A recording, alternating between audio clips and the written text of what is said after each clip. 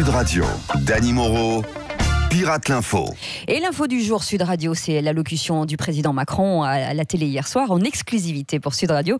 Nous avons la bande-son des dernières répétitions avant la prise de parole. Mes chers compatriotes en jaune, qui avaient les yeux rougis par la colère et les lacrymogènes, sachez que je suis prêt à verser une larme pour vous, car ma plus belle histoire d'amour, c'est vous. Oui, bon, c'est bien beau ton côté larmoyant, mais avec du Barbara, je suis pas sûr. Hein. On voit bien que c'est pas Henri Guénaud qui t'écrit les discours. Non, mais monsieur Sarkozy, mais on vous attend pas là. Bah quoi, qu'est-ce que je fais là? J'avais pas le choix, je l'avais dit, je suis obligé de revenir, attendez, pour nettoyer tout le bordel avec mon Karcher et surtout coacher le gamin, là, pour éviter qu'il fasse une nouvelle boulette. Bon, allez, continue. Je veux que chacun puisse vivre dans la dignité.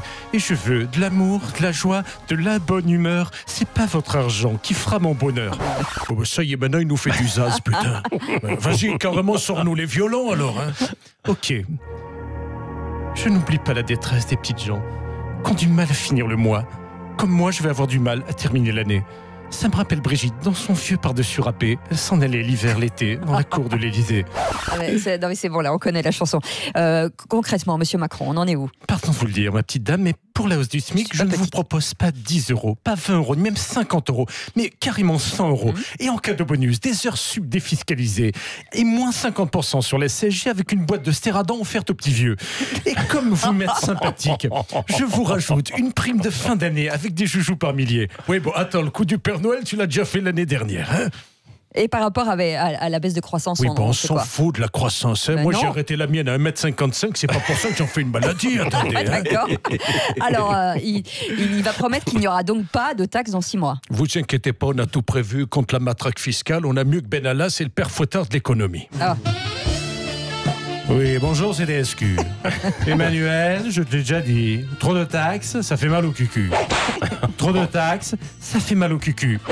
Aïe! Allez, vive nous, vive la France, et vive dimanche prochain, que le bordel de samedi soit passé. Bisous. Et bisous. Et après Catherine Deneuve, c'est au tour de l'épouse de Michel Delpech de critiquer Un jour, un destin, en soulignant bien sûr l'aspect morbide et malsain de l'émission. Une réaction peut-être, Laurent Delahousse. Salut.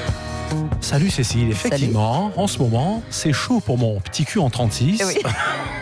Car entre la momie Catherine Deneuve et la veuve à Delpech, j'ai l'impression d'être poursuivi par une armée de Walking Dead qui veut ma tête. Manque plus qu'une vieille Claudette m'attaque et là je finis direct au chaume du. Oui, c'est ça. Et Michel Drucker, merci d'être sur Sud Radio. Vous êtes le spécialiste des hommages posthumes. Vous avez un conseil à donner, je pense, à Laurent Delahousse. Bien sûr, voilà. mon Lolo, petit enculé. Ça fait je l'adore. Ça fait 50 ans que j'enterre les personnalités de leur vivant, de Marc Mercredi à Nicoletta. Non. Je les ai toutes faites clamser sur mon canapé. Moi, Dexter Drucker, je suis passé expert dans le cirage de pompes funèbres. Alors, mon Lolo, pour Catherine Deneuve, laisse faire le pro. Catherine Deneuve, c'était des centaines de films, 2 Césars, une Palme d'Or et tout récemment une carte vermeille. Souvenez-vous, Catherine, c'était l'égérie des années 80, devenue désormais la gériatrie des années 2010. Oh non, mais non. Catherine, à ses débuts, tout le monde l'a comparée à Marilyn. Aujourd'hui, on la compare encore, mais à Geneviève de Fontenay. Puis surtout, Catherine avait cette voix unique et suave qui rappelle le bruit d'un climatiseur dans un foyer Sonacotra. Catherine, si tu nous entends, on t'embrasse fort, mais tape pas trop près, car tu piques vu que t'as de la moustache. Magnifique. Oh, bah, dis donc.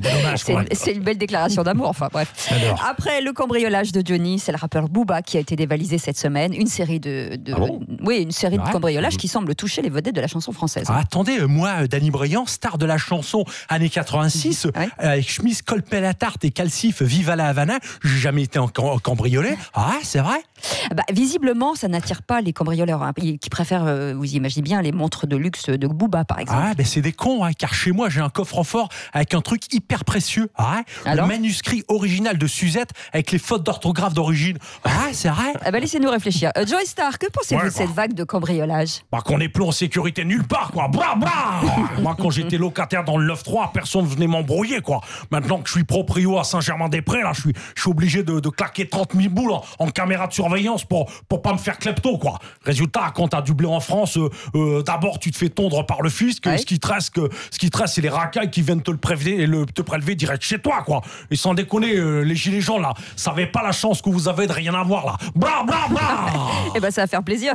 Et on termine par le mot de la fin avec Gérard Depardieu. Ah oui, t'as vu la blondinette, hein? Oui. Plusieurs présidents étrangers comme Trump ou Erdogan ont réagi contre les violences policières face aux gilets jaunes. Hein? Et vous comprenez leur réaction? Bah, mais bien sûr, Ah. pour un défenseur des droits de l'homme comme Erdogan, c'est choquant ce qui se passe en France. Hein. Il en a chialé toute la nuit. Erdogan, c'est un tendre. C'est notre tête de turc, mais dans le fond, c'est un tendre. Il n'est pas du genre à nettoyer les Kurdes au Karcher. Son truc, c'est de cajoler les opposants à coups de matraque chauffante.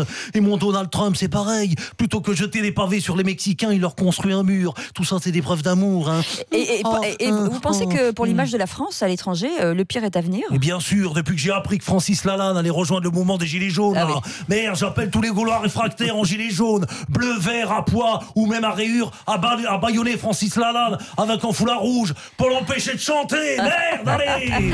Ah, il est fâché. Merci Dany Moreau qui pirate l'info, bien sûr sur Sud Radio et en podcast. Et on vous retrouve demain à 8h20. Il est 8h26. Merci d'être avec nous sur Sud Radio.